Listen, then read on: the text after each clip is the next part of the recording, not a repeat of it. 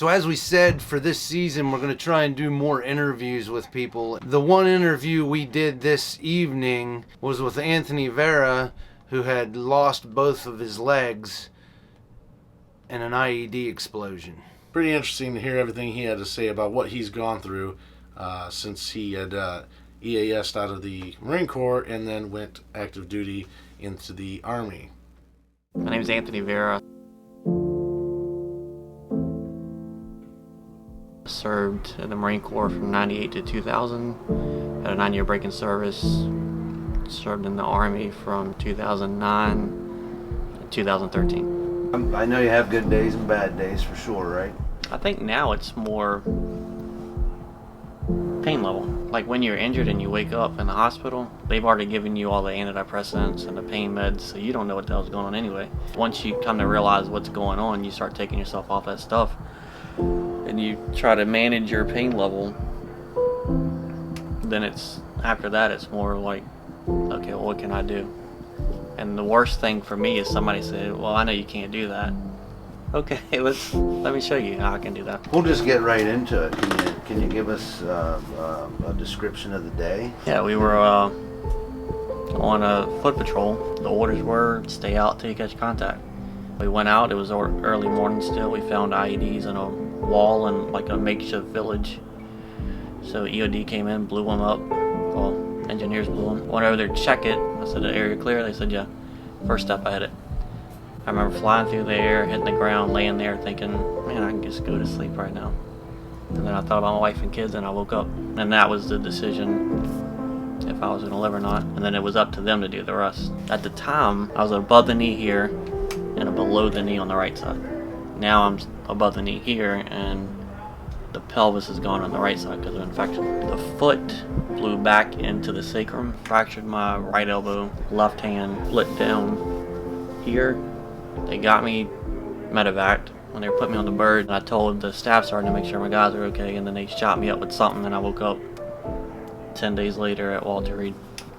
It took me probably till we moved here, and I was still taking my pills, like my morphine pills and all that stuff.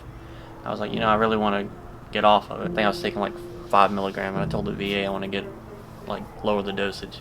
They sent me 20 milligram pills, and I was like, well, I'm stopping right now. And I never took another one. You have to adapt to whatever happens. Mm-hmm. And the family helps a lot. My wife's been great.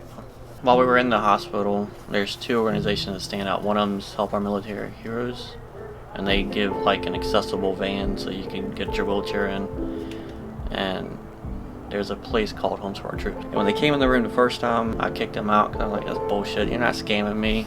Build me a house, you're fucking crazy. And then after my wife told me that it was true, I let them come back in. It's perfect for a wheelchair. I can get around, I can do anything except for clean the vents at the top. They've built, I think they're going on like over 150 houses now. Everything's accessible. It's all on a slab, so where you have this here and that there, it's not like that. It's just a roll straight in. I've had a thoracotomy too.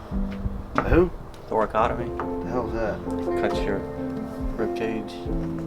Squeeze your heart, bring you back to life. When I got to Cav, I was already dead, so they had to bring me back. They did that first, and then they go through all the rest of the shit. Basically pumping your heart through actually touching the heart. Yep. Yeah. It's amazing, dude. Like I was talking to you about Sergeant Ross. We had an EOD tech that he was inside a building.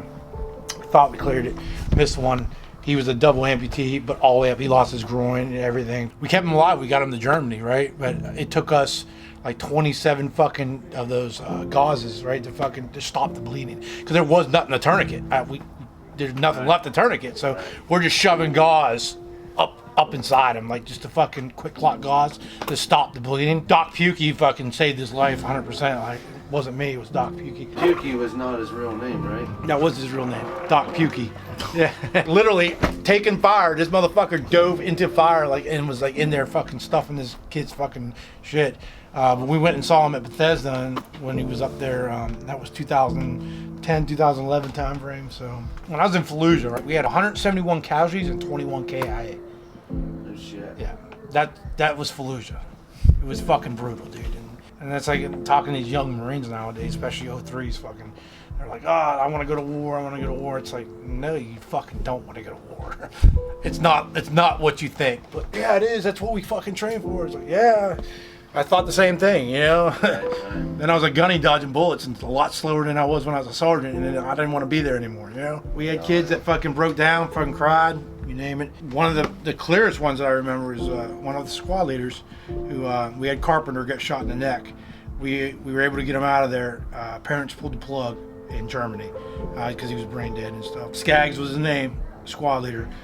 Like, couldn't go back out into the fight because he blamed himself for the whole thing. You know what I'm saying? It wasn't his fault across the board. I mean, it was, they got fucking hit in the field. You know, it's just one of those things. I remember coming back, and we're out doing something called the Infantry Immersion Trainer here on the June. And I come showing up, and I'm like, hey, where the fuck's your squad there? I got a squad in the fucking trainer. We don't know, we ain't seen them. So I go walking around, and I see somebody fucking pounding a fifth of fucking jack in his fucking car. Like, are you fucking kidding me? You know, and we took him back. Normally, normal procedures would be like, get him a blood test, fucking. It's like, fuck no. We're like, we need to fix this kid, right? He's fucked up. Spent almost a year with this kid, trying to get him back into a fucking routine. He was doing good, right?